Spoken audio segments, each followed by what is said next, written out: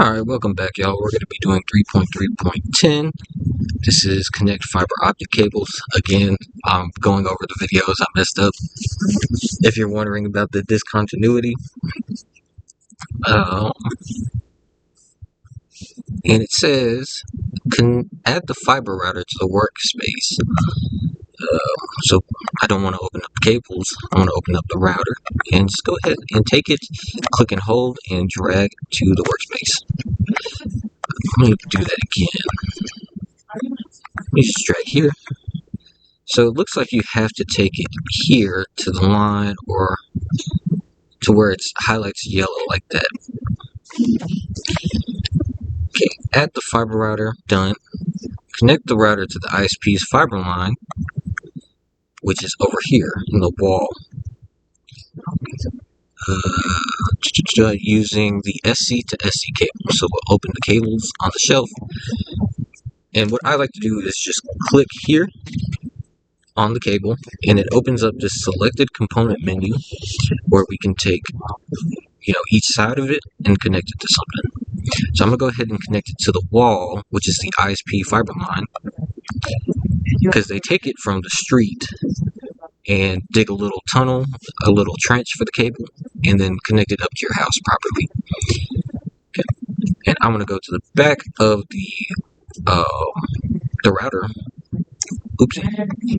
And you can zoom in using this plus sign, scroll down, and we can look at all these different connectors. Now, if you don't know what a connector looks like, you can just Google it, SC connector. Images, and it already pops up, but it looks like this. So we want to find a connector that looks like this plugs into. So we'll take this and we'll look at all of these. We should know that these are the telephone lines. These are the Ethernet ports. This is a power adapter with an on-off button. And we'll take this connection and drag it into here because it looks like it fits that. Okay. Then connect it to the computer, the fiber router to the computer using a Cat6a Ethernet cable. So we'll zoom out and we'll go to the back of the computer. And I'll zoom back in a little bit, scroll here and scroll here, and click on the Cat6a cable. Take one end, connect it to the router.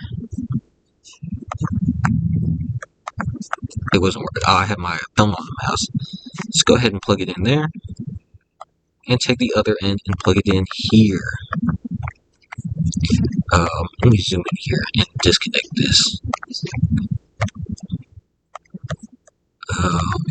I'm not gonna do it for you, but we can see that this looks like it fits this connector. If you look up what a Ethernet connector or RJ45 or Cat6a cable looks like, and then it says use the AC to DC power adapter to plug the router into the power strip.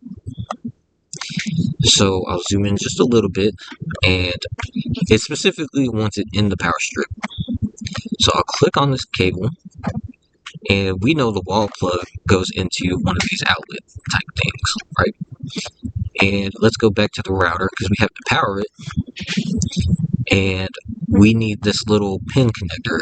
I'm sure you've seen it in some way, shape, or form because it is just a power with a ground shell and a power pin. So we'll take this end, click and drag to the power, and that should actually, that's not all. So we're going to zoom out and click on the Windows menu and go to here, and we can see that it is connecting. If we hover over it, it says home network internet access, which is good. That means you have access to the internet. Let's go ahead and score lab. Go ahead and hit score, and that is 100%. Thank you guys. I will see y'all in the next video.